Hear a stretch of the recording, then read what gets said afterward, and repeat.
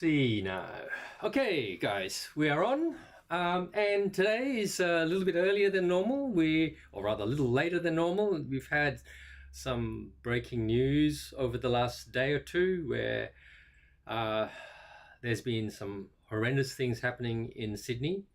And today's topic was originally, why do we have politicians? What is this about politicians that, that we need them? Why do we need them? I picked these awesome people to discuss because we have not found a way to guide our societal cultural way forward in, maybe 100,000 years of somewhat of civilization. We haven't managed to do this. Why is it the quality of these people and entities keeps being suspect? Why do we always suspect them of bad things or poor things or whatever?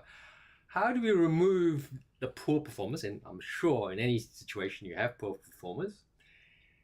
And what, sometimes is considered bad form. And the key ones that I would describe as poor performers and bad form would be Trump and Netanyahu. Not that they're part of our society at the moment. They're part of the broader society. And is it simply a fundamental problem that we are human and so we are inherently corrupt? The news that I was talking about before, basically, Australian Jews have suffered, I feel, because of Israel's lack of humanity. And the strangest thing is we are beating ourselves up about the lack of protection rather than view that we need to understand what has caused the radicalization and inhumanity from these two people who have perpetrated it.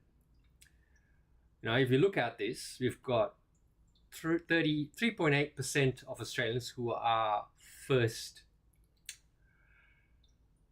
Nations people, and we've got 0.3% or 0.4% who are Jews. And we are spending more time for the 15 people who got killed to the 33 that got killed in this year in custody.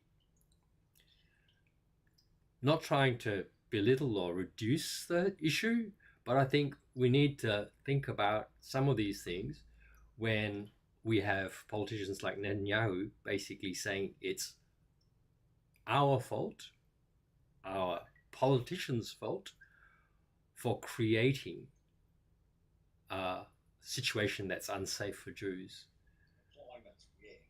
Well, he's wrong. The problem is the whole issue of Islamic radicalisation predates Gaza. It predates the attack on Israel from Gaza and then the Israeli response. That's an exacerbation of it, not the source of it. What I'd fault Netanyahu for over more of his career is not finding a pathway to peace with the Palestinians, because for him it's politically expedient not to. So I don't really look at this attack as being specifically about Gaza. That's a compounding factor. I'm not saying it's about Gaza. No matter what. I agree. It's not specifically about Gaza, but you build a situation where you have killed hundreds of thousands of people and there's no recourse. There's no crime in that. And what do other people who basically have similar faith or have differences in that? How different are the Jews in Israel at this point in time to the Nazis in Germany? The general population of Israel? No. The government of Israel, maybe. We need to make that distinction. We can't just talk about Israel and Gaza. There are four actors: Hamas, the Israeli government, the Israeli people, the Gaza people. We have to treat them as four actors. And most conversations drop it down to two actors, which is false. And guess what? I'm guessing that the two people would have treated it as a single actor. Yeah, the Jews did this rather than some government ministers in Israel and some Israeli and the general population and the Jews and the country basically says they're not looking at the two people who basically got radicalized, they basically start to try to find blame in a broader sense. You didn't do enough. There's a possibility there, a failure of the security services and things like that. A review hopefully will bring that out. Maybe we need more changes in our gun laws. But the underlying source of the radicalisation isn't something you cheat home to Australia. We may have failed to cope with the problem, but we certainly haven't caused it. No. Yeah, and I see the cause being something of that inhumanity that has been festering and developing. And why are they targeting Jews? Only reason I can think of is they're targeting Jews because of what another party, another group of people have basically been fighting around. We're bringing a war to our shores, whereas what we should be doing is saying they can go fight their wars themselves out there if they want to, but don't bring it here. On the other hand, Cole, Netanyahu's behaviour is abysmal, killing thousands and thousands of people. But on the other hand, the leadership of the Palestinians have been abysmal for decades. They're happy to sacrifice millions of their own people for their own ends, not to mention interference of other countries. You got to blame them to an extent too. Just diabolical leadership. So I mean, when it comes down to it, if I want to swing this around to what we were talking about. Really, is politicians. What I'm trying to talk about is politicians. This is a really recent, painful topic, but underlying it that is the politicians who basically failed in Israel, in Gaza, in that entire area, as well as politicians that have failed here. Yeah, well, yeah. Right? Of course.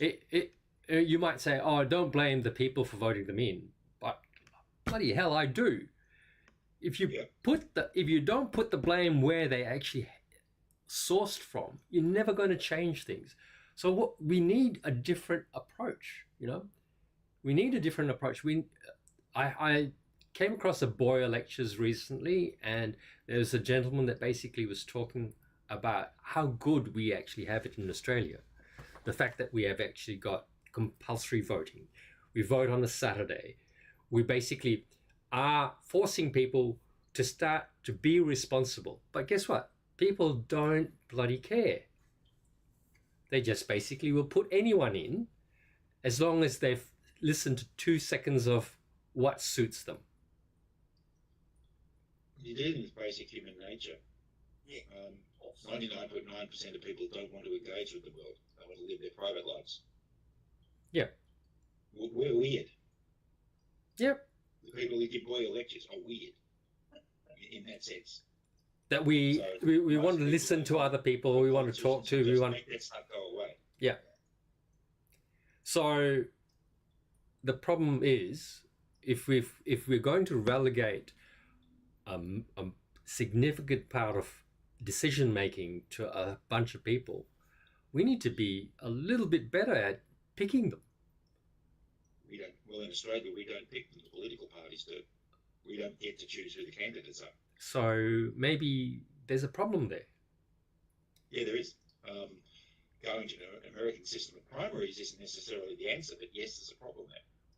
The talent pool for the political parties is small, and certainly from what I've read about the Liberals and Nationals, very small. Tiny. So their branch membership are electing or pre-selecting candidates with broad representation of the community and broad skill sets. And that's a decline we've seen in our political system in the last 20 or 30 years.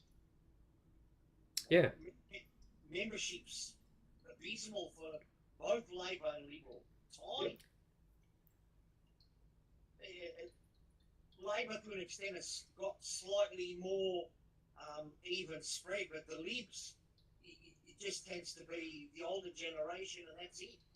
Mm.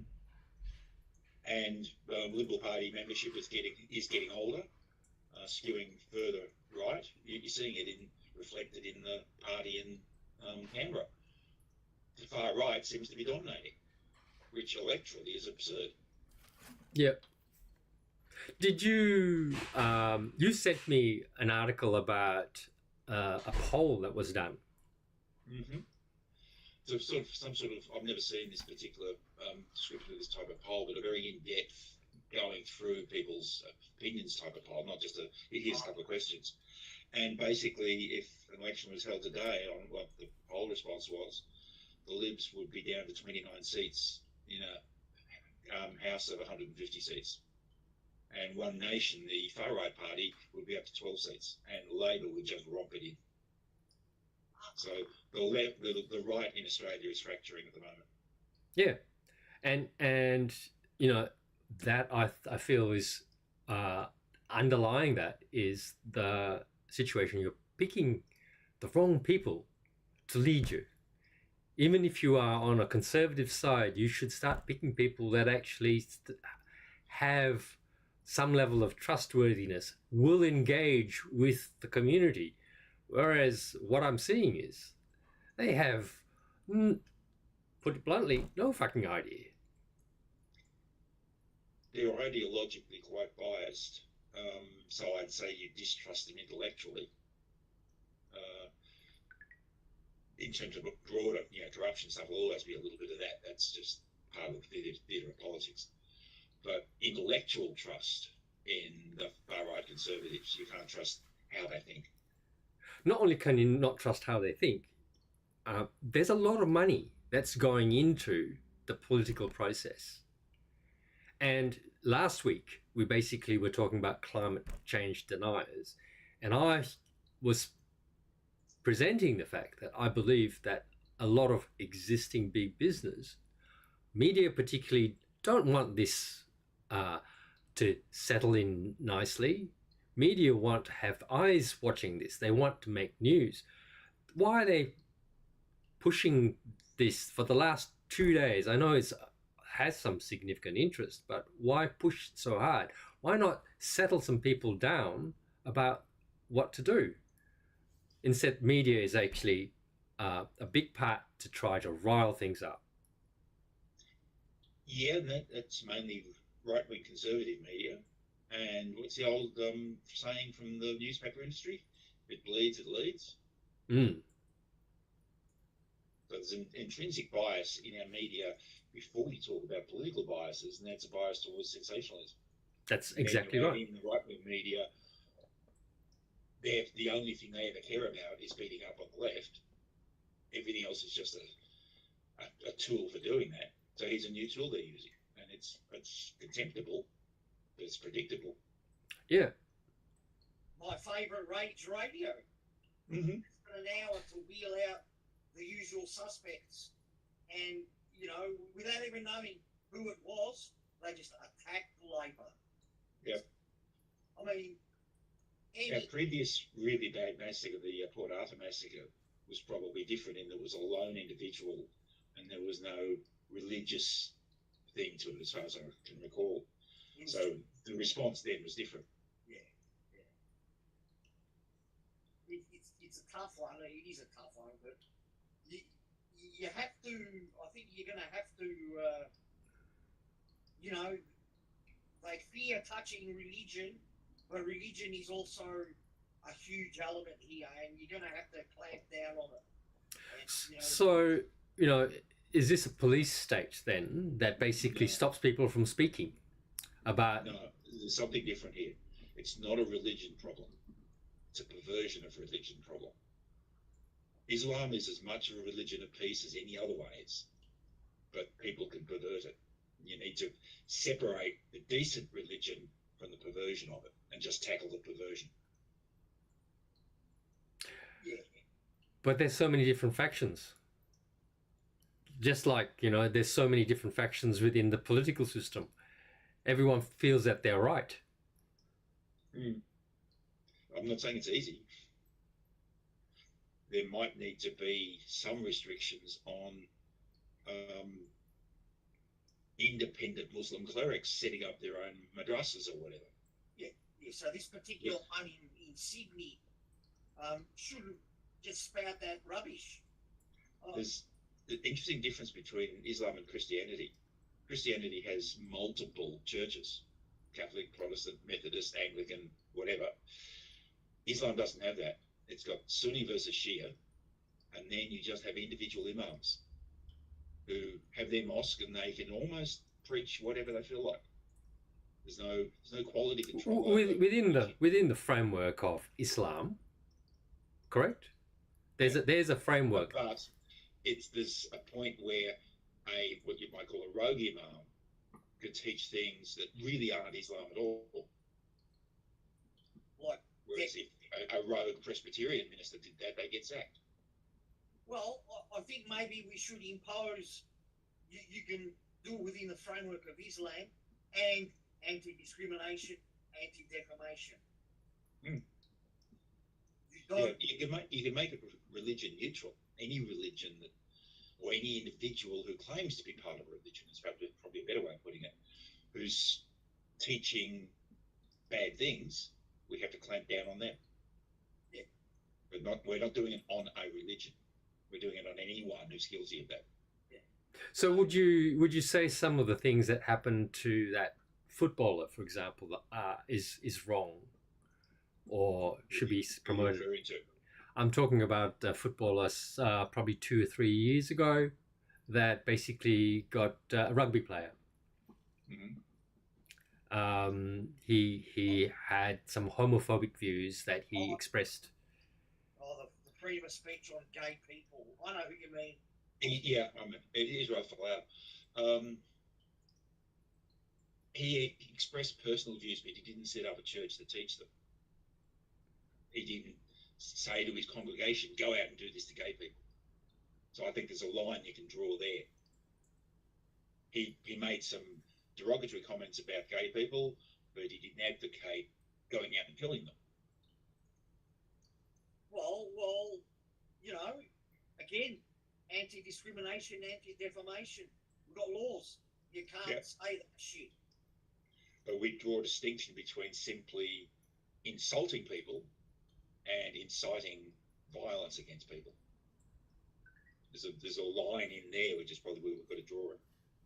So I kind of think that you can't let these things fester. For decades, the political system has pushed the mushroom of Nazism in Australia back into the ground whenever it pops up. So you just can't let them fester. And likewise, you don't let these religious fanatics fester. You can't. I think, you're right. And I think one thing we can consider is changing how we engage with the religion. So we engage with the mainstream members of the religion and say, help us. Yeah, your religion is generating these extremists. Help us deal with them. Yeah. So who do you see leading that activity? It has to be the federal government. It can't be done at the state level. Intelligence services need to gather the intelligence on threats, but we possibly need to set up some sort of consultative bodies, maybe with some powers, that bring the mainstream religions in and say, we need you to work with us every single day. Yeah. So do you think that this is a government activity that should be independent of which side of politics it comes from? Hopefully, yeah. So, what do you think of the existing way that the politicians are dealing with this? Oh, the knee-jerk reaction against Labor type stuff is just instead of offering. That's like we said, second-rate personnel. Second-rate personnel. How do we get rid of them? That's the harder part. How do we change this? How do we, you say we're weird. We are the ones that want to think about things. How do we change this? We need to have a program. We need to have an approach to changing the way we govern that actually sustains the right things. Yes, I don't know what that is. And you won't get it by trying to appeal to the mass of Australians. They don't want to know about it. I don't care. They just want to do their own thing during the day. They're not interested. What about during the night? It's not so much they don't care. That's outside my life. My life is my little bubble that I live in with my family and my friends, and I don't want to step out of that bubble. So when something from outside the bubble intrudes, they might have a knee-jerk reaction, but then they go back into their bubble. So, I mean, one of the things that was raised was, for example, having, for you to have a gun license, you need to be a citizen. That's reasonable. Probably would have included permanent residents, visitors that shouldn't have the right to a gun. More to the point, we need to revisit how we restrict guns. I read an interesting article recently, because we still have the ban on semi-automatic weapons, but developments in gun technology mean that you now have sort of bolt-action rifles that you can fire fairly fast, which is what these guys were using. Yeah. So, yeah, I think we need to tighten up gun ownership rules even further, just to limit how much firepower someone can have. Apparently, there's a couple of people in Sydney who own 300 guns, and they're probably gun collectors and help, don't pose a threat, but that seems a little bit excessive. But the point I was trying to get to is, if we can think about controlling and managing guns by citizens, we need to also start looking at, if you're a citizen, you need to start putting some thought into, who you're selecting, because the gun is less powerful than your vote. So, how do you convince people to do that? I don't know. If I knew, I would probably be, some consultant somewhere. Yeah. Podcasting. Yeah, we're dealing with a fundamental limitation of human nature. Most people don't want to live engaged with the wider world. They want to shut it out.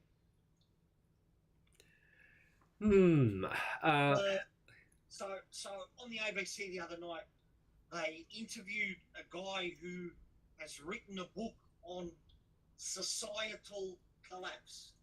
Why do civilizations collapse? And you go back through history, the current time, and kind of the general premise of his theory is wealth inequality. Yeah, it's a big one. From Grecian times to Roman to Middle Ages to English Empire to American Empire. It's wealth inequality generally destroys civilizations. So maybe the problems we're having now, all the racial, political, environmental, it's all wealth inequality. What is it? Well, I've been an advocate that basically that we need to start looking at our financial systems, because fundamentally, if the way that we are dealing with things, generated from the motivation, and the motivation of our financial systems is not one that's positive. And a big part of this, why we choose the various people that we have to make the important decisions, is one that is governed by finance. Yeah. It's not governed by who's appropriate, who has altruistic lookout, who has it's about power, it's about money, and it's about pushing people out rather than being inclusive. So it's also about something else, which is finding people who have a broad sense of how the world works. How many politicians actually have that? If you understand how the world works, you can say, oh, that's what's going wrong. So literally, maybe one of the first things we should implement in terms of selecting politicians is have them sit a test. Mm-hmm. If you don't pass the test, you can't. No matter which party you come from, you can't. Well, at the very least, they have to sit the test and publish the results. Yeah. Public. So this particular author was saying that we should introduce an old Grecian system where every 3-4 years, whatever it is, you pick, dozens of people from across the states and say, all right, for 1 year, you're going to be a politician, or you're going to fix this, or you're going to talk about this, you're going to talk about that. And there are citizen parliaments that have been set up, and have been running for some time across a number of states. Have they? Yeah. Specific issue. They pick, like you say, a random number of people. So it actually exists in our world, in our environment. Yeah. I mean, I'm sick of ex-union staffers and, accountants and lawyers being in Parliament all the time. What about... Don't forget unionists. Yeah, he did. Yeah, union, yeah. I mean, I want, builders, chefs, gardeners, cleaners, mechanics, that sort of thing. But I also want engineers and scientists and some economists. Correct, yes. But economists from not mainstream schools of economics. And can we get people that don't go to Melbourne and Sydney Uni? Can we get some Altona North High School or, Werribee Primary? Get a bit of them for people. You're looking for two things. People from diverse backgrounds, but people who also bring the skills needed to understand how the world works. They aren't necessarily always the same thing. Yeah. If you don't understand this big problem, how do you solve it? So one of the things is, if you can get a politician who basically came from a fish and chip shop and has successfully brought, what was you saying from the poll? Possibly 12... The reboot button on that fish and chip shop. 12 people. That diversity is one thing, but what Glenn's saying is you also need to have some nous about how everything works. Yeah, okay. Right? Because, diversity is great, but you need to bring people who will not just learn, but who will contribute in a fashion that is positive. You can, unless of course you consider the divisiveness that Trump brings to his environment a positive. Yeah, and I mean, I can't say how the most recent addition to One Nation would be positive. But, what was I going to say? Yeah, you need that. Like, I'd abolish the Senate. The idea that we need a house based around states, it doesn't matter anymore. State governments are represented with the federal government, with the national cabinet. We don't need state-based houses. So if we turn the Senate into something that's sortition-based or something like that, maybe you put a quota and say a certain percentage are just man in the street, a certain percentage represent professions, and then you use sortition to pick them. Yep. So it's random. And the advantage that sortition gives you in particular, they're not coming from political parties. Yeah. Yeah. Well, I think we haven't killed this topic entirely. I'm sure it'll come back at some stage. But for now, I think we'll just call it quits. Thank you, gentlemen. And see you